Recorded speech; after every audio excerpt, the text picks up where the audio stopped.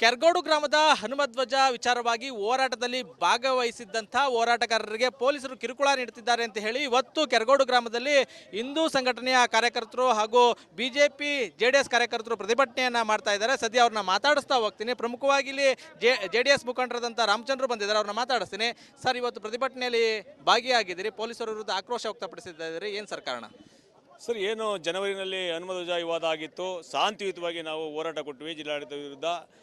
ಆವಾಗಲೂ ಸುಧಾ ನಾವು ಅವ್ರಿಗೆ ಅವಕಾಶ ಕೊಟ್ಟು ನಮ್ಮ ಹನುಮಧ್ವಜವನ್ನು ಇಳಿಸಿದ್ರು, ನಮ್ಮ ರಾಷ್ಟ್ರಧ್ವಜವನ್ನು ಆರಿಸಿದ್ರು. ನಾವು ಶಾಂತಿಯುತವಾಗಲೇ ಇದ್ದೀವಿ. ಅವತ್ತಿಂದ ಸುಧಾ ಸುಮ್ಮನೆ ಇದ್ದಂಥ ಪೊಲೀಸ್ ಅಧಿಕಾರಿಗಳು ಶಾಸಕರ ಒಂದು ಒತ್ತಡದ ಮೇರೆಗೆ, ಅವರ ದರ್ಪದ ಮೇರೆಗೆ ಇವತ್ತು ಅಧಿಕಾರಿಗಳು ಕೈಗೊಂಬೆ ರೀತಿಯಲ್ಲಿ ಕೆಲಸ ಮಾಡಿ ನಮ್ಮ ಏನು ಚಿಕ್ಕ ಹುಡುಗರು ಏನಿದ್ದಾರೆ, ನಮ್ಮ ಹಿಂದೂ ಸಂಘಟನೆಯ ಕಾರ್ಯಕರ್ತರು ಅವರ ಮೇಲೆ ಇವತ್ತು ದೌರ್ಜನ್ಯ ಎಸಗಿ ಅವ್ರನ್ನ ಬೆದರಿಕೆ ಅಂತ ಹೂಡುವಂಥದ್ದು, ಅವ್ರಿಗೆ ನೋಟಿಸ್ ಕೊಟ್ಟು ನಿಮ್ಮ ರೌಡಿ ಶೀಟ್ರಿಗೆ ನಾವು ಸೇರ್ಪಡೆ ಮಾಡ್ತೀವಿ, ನೀವು ರೌಡಿ ಶೀಟ್ರಿಗೆ ಸೇರಿದ್ರೆ ನಿಮ್ಮ ನೆಕ್ಸ್ಟ್ ಯಾವಾಗ ಬೇಕಾದ್ರೂ ನಿಮ್ಮನ್ನ ಸ್ಟೇಷನ್ ಕರ್ಸ್ಕೋಬೋದು ಅನ್ನೋ ರೀತಿಯಲ್ಲಿ ಇವತ್ತು ಒತ್ತಡದ ಮೇರೆಗೆ ಅವರಿಗೆಲ್ಲ ನೋಟಿಸ್ ಕೊಟ್ಟು ಇವತ್ತು ಅವ್ರನ್ನ ಬೆದರಿಕೆ ಒಡ್ಡಿ ನೀವೆಲ್ಲರೂ ಒಂದು ನಾಲ್ಕು ಜನ ನೀವು ಕೇಸ್ನ ಪಿಟ್ ಮಾಡ್ತೀವಿ ಅಂತೇಳಿ ಇಲ್ಲಿನ ಸರ್ಕಲ್ ಇನ್ಸ್ಪೆಕ್ಟರ್ ಆಗ್ಬೋದು, ಇನ್ನು PSI ರಂಗಪ್ಪ ಅಂತಿದ್ದಾರೆ.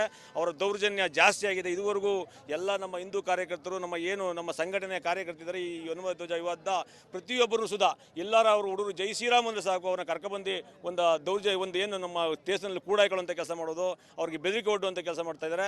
ಅವ್ರು ನಿಜವಾಗ್ಲೂ ಅವರು ಸರ್ಕಾರದ ಕೆಲಸ ಅಧಿಕಾರಿಗಳಲ್ಲ, ಅವರು ಒಬ್ಬ ಶಾಸಕರ ಕೈಗೊಂಬೆಯಾಗಿ ಕೆಲಸ ಮಾಡ್ತಾ ಇರೋದು ನಮಗೆ ವಿರೋಧ ಇದೆ ಸರ್. ಇದರಿಂದ ಸರ್ಕಾರ ಹಾಗೂ ಕಾಂಗ್ರೆಸ್ ಪಕ್ಷ ಇದೆಯಾ ಸರ್? ಸರ್, 100% ಸರ್ಕಾರದ ಹಾಗೂ ಜಿಲ್ಲಾಡಳಿತದ ಒಂದು ಡೈರೆಕ್ಷನ್ ಇಲ್ಲದೇ ಪೊಲೀಸ್ನವರು ಈ ಥರ ಕಾನೂನು ಬಾಹಿರ ಕ್ರಮಗಳನ್ನ ಕೈಗೊಳ್ಳಲ್ಲ. ತಮಗೆಲ್ಲ ಮೇಲ್ನೋಟಕ್ಕೆ ತಂದು ಇಲ್ಲೇ ನೋಟಿಸ್ ಕಾಪಿ ಇಲ್ಲಿದೆ, ತಮಗೆಲ್ಲ ಕಾಪಿ ಕೊಡ್ತೀನಿ. ಅವ್ರು ಹೇಳಿರುವಂಥದ್ದು ಬೋದಾಡಿದ್ರಿ ತಳ್ಳಾಡಿದ್ರಿ, ಇದಕ್ಕೋಸ್ಕರ ರೌಡಿ ಶೀಟ್ರು ಮಾಡ್ತೀನಿ ಅಂತ ಹೇಳ್ತಾ ಇದ್ದಾರೆ. ರೌಡಿ ಶೀಟ್ರು ಮಾಡಬೇಕಾದ್ರೆ ಇವರೆಲ್ಲ ಪೊಲೀಸ್ ಇಲಾಖೆಲಿ ಇಷ್ಟು ದಿನ ಕೆಲಸ ಮಾಡಿದ್ದಾರೆ. ದೊಡ್ಡ SP ಗೊತ್ತಿಲ್ವಾ ರೌಡಿ ಶೀಟ್ರು ಮಾಡಬೇಕು ಅಂತ? ನಡಿ ಈಗ ಶುರು ಮಾಡೋಣ.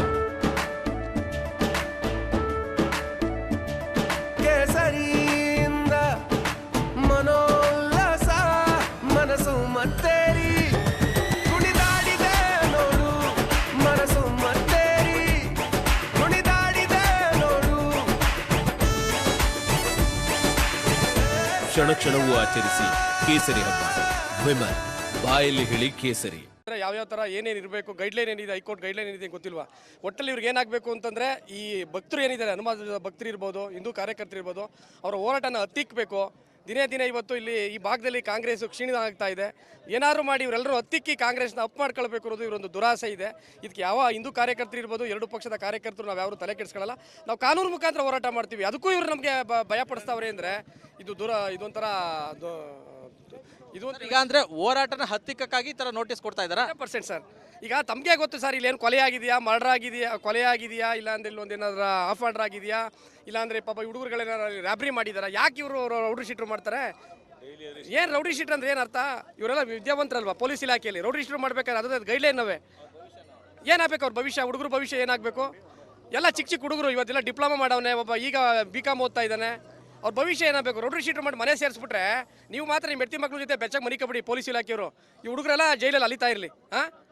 ಇದಕ್ಕೆಲ್ಲ ತಕ್ಕ ಉತ್ತರವ ನಾವು ಕೊಡ್ತೀವಿ, ನ್ಯಾಯಾಲಯದಲ್ಲಿ ಕೊಡಿಸ್ತೀವಿ ನಾವು ಸರ್. ಹೋರಾಟ ನಿರಂತರ. ಇನ್ನು ಪ್ರತಿಭಟನೆ ಇವತ್ತಿನ ಇಲ್ಲಿ ವೃತ್ತ ನಿರೀಕ್ಷಕರಿರ್ಬೋದು, ನಮ್ಮ ಉಪ ಆರಕ್ಷಕ ಇವರು ಇರ್ಬೋದು, ಪೊಲೀಸ್ ಇನ್ಸ್ಪೆಕ್ಟರ್ ಇರ್ಬೋದು, ಇವರೆಲ್ಲರೂ ಸಸ್ಪೆಂಡ್ ಮಾಡೋವರೆಗೂ ನಾವು ಹೋರಾಟ ಮಾಡ್ತೀವಿ ಸರ್. ಈಗ ಇವತ್ತು ಉತ್ತರ ಕೊಡ್ತಾ ಇದ್ದೀರಿ ನೋಟಿಸ್ಗೆ, ಆ ಉತ್ತರ ಕೊಟ್ಟಾದ ನಂತರವೂ ಏನಾದರೂ ರೌಡಿ ಶೀಟರ್ ಓಪನ್ ಮಾಡಿದ್ರೆ ಪ್ರತಿಭಟನೆ ಮಾಡ್ತೀವಿ ನಾವು. ಕಾನೂನು ಮುಖಾಂತರ ಉಚ್ಚ ನ್ಯಾಯಾಲಯಕ್ಕೆ ಪ್ರಾಧಿಕಾರದ ಮುಂದೆ ಹೋಗುತ್ತೆ. ಇದು ಪುನಃ ಪೊಲೀಸ್ ಪ್ರಾಧಿಕಾರದ ಮುಂದೆ ಅಪೀಲ್ ಹೋಗ್ತೀವಿ. ಅಲ್ಲೂ ನ್ಯಾಯ ಸಿಗಲಿಲ್ಲ ಅಂತಂದರೆ ನಾವು ಉಚ್ಚ ನ್ಯಾಯಾಲಯಕ್ಕೆ ಹೋಗ್ತೀವಿ. ಉಚ್ಚ ನ್ಯಾಯಾಲಯದಲ್ಲಿ ಇದನ್ನು ನಾವು ಕ್ವಾಶಿಂಗ್ಗೆ ಕೇಳ್ತೀವಿ ಸರ್. ಒಂದು ಕಡೆ ಕಾನೂನು ಹೋರಾಟ, ಒಂದು ಕಡೆ ಬೀದಿಗಿಳಿದ ಹೋರಾಟ, ಎರಡೂ ಸರ್. ಎರಡು ಮಾಡಲಿಲ್ಲ ಅಂತಂದರೆ ಇವ್ರು ಬಗ್ಸಕ್ಕಾಗಲ್ಲ ಸರ್. ಇವರು ಕಾನೂನೇ ಕೈ ಎತ್ಕೊಬಿಟ್ಟಿದ್ದಾರೆ ಇವರು.